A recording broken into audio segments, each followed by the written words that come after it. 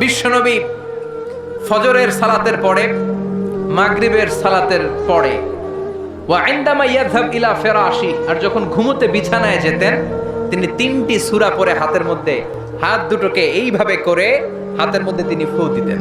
3টি সূরার প্রথমটি হচ্ছে সূরাতুল ইখলাস, যেই সূরার তাফসীর করতে আজকে আমরা বসেছি। সুবহানাল্লাহ পড়েন। সূরাতুল ইখলাস, সূরাতুল ফালাক, সূরাতু আন-নাস। এই 3টা সূরার শুরুতেই যেই শব্দটা আছে, শব্দটা কি? কুল। এজন্য 3টা সূরাকে একসাথে বলে কুল আস-সালাসা, মানে 3 কুল। কি বলে? 3 কুল। কুল আস-সালাসা, 3 কুল। বিশ্বনবী ফজরের পরে, মাগরিবের পরে বিছানায় ঘুমোতে যাওয়ার সময় এই 3 কুল একসাথে পরে হাতের মধ্যে ফু দিতেন। ফু দিয়ে মাথা থেকে পা পর্যন্ত ওই ফু দেওয়া হাতটা সারা শরীরে মেসেজ করে দিতেন। পড়েন সুবহানাল্লাহ। It's a protection, you take protection from your lord. হিংসুকের হিংসা থেকে, ইবলিসের ওয়াসওয়াসা থেকে, ব্ল্যাক ম্যাজিকের পাওয়ার থেকে, জাদু টোনা বান সব কিছু থেকে আপনাকে সারাটা দিন প্রোটেকশন দিবে কে? আল্লাহ। এজন্য 3 কুলের আমল করতে রাজি আছেন তো? মা আয়েশা এই হাদিসের বর্ণনাকারী, আমি নিজে দেখেছি, মা আয়েশা বলেন আমি নিজে দেখেছি সকালবেলা সন্ধ্যাবেলা ঘুমোতে যখন বিশ্বনবী যেতেন 3টা সূরা পড়ে হাতের মধ্যে ফু দিয়ে সারা দেহের মধ্যে মাসে করতেন। আবার আমি যখন অসুস্থ হয়ে যেতাম বিশ্বনবীরে যে বলতাম, ও নবী আমার শরীরটা ভালো না, শরীরটা বড্ড খারাপ, বিশ্বনবী তখন আমাকেও এই আমলটা করতে বলতেন। চিৎকার করে বলেন সুবহানাল্লাহ।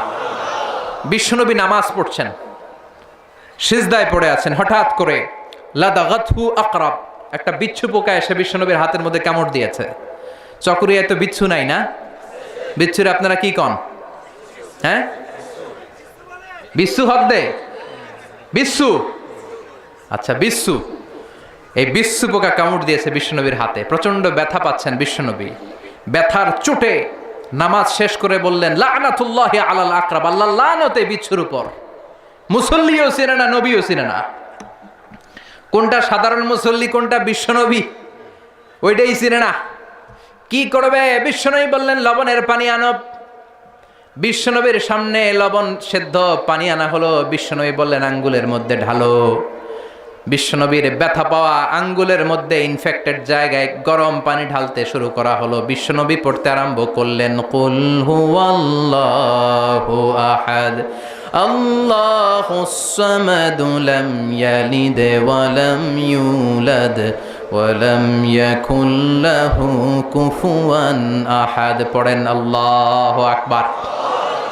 তাহলে প্রোটেকশন নিব এই সূরা দিয়ে। ব্যথা পেলে এই সূরা পড়ে আমরা ঝাড়ফুঁক করব। রাজি আছেন তো?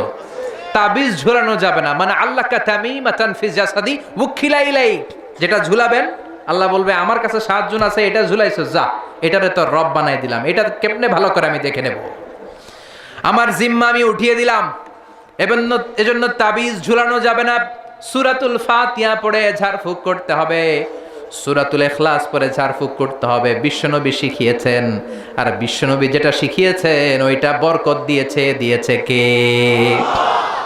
তাহলে সূরাতুল ইখলাস, সূরাতুল ফালাক, সূরাতুন নাস পড়ে আমরা ঝাড়ফুঁক করব। রাজি আছেন তো?